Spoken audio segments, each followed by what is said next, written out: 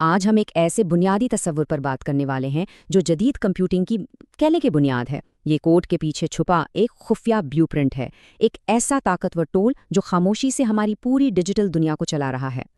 ज़रा एक लम्हे के लिए सोचिए, क्या हो अगर ये तमाम पेचीदा प्रोग्रामिंग ज़बानें जो हम रोज़ाना इस्तेमाल करते हैं, दरअसल सिर्फ और सिर्फ एक ही ताकतवर ख्याल पर बनी हो।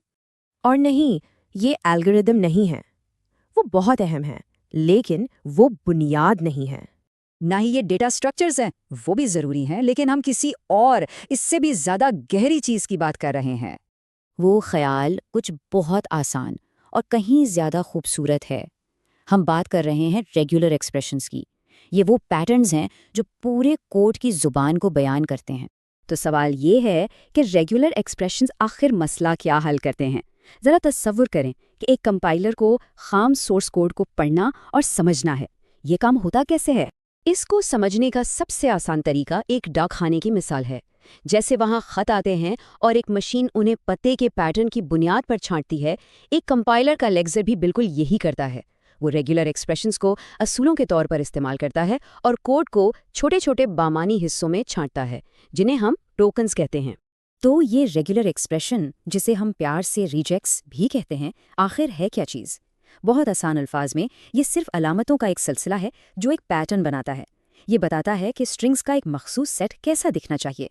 मिसाल के तौर पर एक सादा रिजेक्ट्स बता सकता है कि एक ईमेल एड्रेस का फॉर्मेट कैसा होना चाहिए।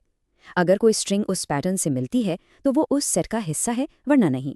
हर किस्म का रेगुलर एक्सप्रेशन, चाहे वो कितना ही पेचीदा क्यों ना हो, वो सिर्फ और सिर्फ 3 बुनियादी ऑपरेशन से बनता है। ये उसकी बुनियाद हैं और इनको समझना बहुत ज़रूरी है। पहला है यूनियन, जिसे हम इस पाइप की अलामत से दिखाते हैं। इसका सीधा सा मतलब है या। जैसे एक ट्रैफिक लाइट या तो लाल होगी या हरी या पीली, ये एक इंतखाब है। दूसरा ऑपरेशन है कॉन्कैटिनेशन। इसका मतलब है एक चीज़ के बाद दूसरी चीज़। जैसे एक आम यूज़र नेम पहले एक हर्फ से शुरू होता है और उसके बाद हिंद से आते हैं। यहाँ तरतीब बहुत अहम है। और तीसरा है क्लीनी स्टार। इसका मतलब है 0 या उससे ज़्यादा बार दोहराना। जैसे एक पासवर्ड में स्पेशल कैरेक्टर्स हो भी सकते हैं, नहीं भी, और अगर हों तो जितनी बार मर्जी हों। ये हमें लचक फराहम करता है। अच्छा, तो इन तीनों बिल्डिंग ब्लॉक्स यूनियन, कॉन्कैटिनेशन और क्लीनी स्टार को एक कंपाइलर अपने पहले मरहले यानी लेक्सिकल एनालाइजर में असल में इस्तेमाल कैसे करता है? देखें, लेक्सर कोड के हर टुकड़े के लिए एक रीजेक्स पैटर्न इस्तेमाल करता है। नंबर्स के लिए एक अलग पैटर्न, मुतगय्यर नामों यानी वेरिएबल्स के लिए दूसरा, और इफ जैसे कलीदी अल्फाज के लिए एक और। जब भी कोड का कोई हिस्सा किसी पैटर्न से मेल खाता है तो एक टोकन बन जाता है। अब आते हैं इस हिस्से पर जो इम्तिहानात के लिए सबसे ज़्यादा ज़रूरी है। एक कंप्यूटर रेगुलर एक्सप्रेशन को बराह रास्त नहीं चला सकता।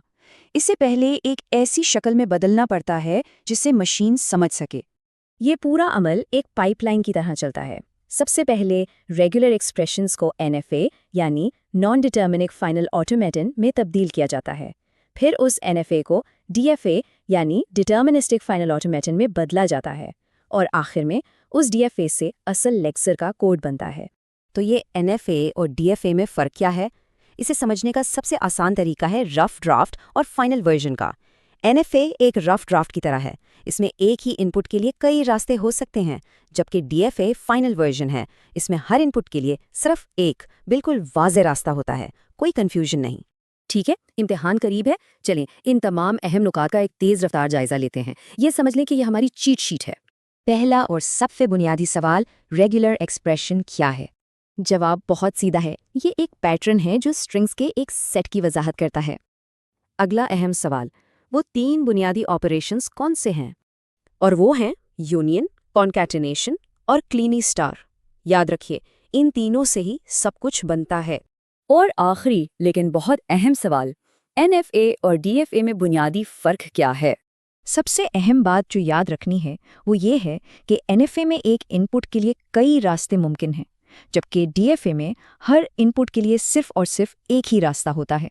तो सारी बात घूम फिरकर रेगुलर एक्सप्रेशंस पर ही आती है। बिल्कुल, हर कलीदी लफ्ज़, हर वेरिएबल का नाम, हर नंबर जिसे एक कंपाइलर पहचानता है, वो सब पैटर्न्स के जरिए ही बयान किया जाता है, और इन सब को ताकत रेगुलर एक्सप्रेशन से मिलती है।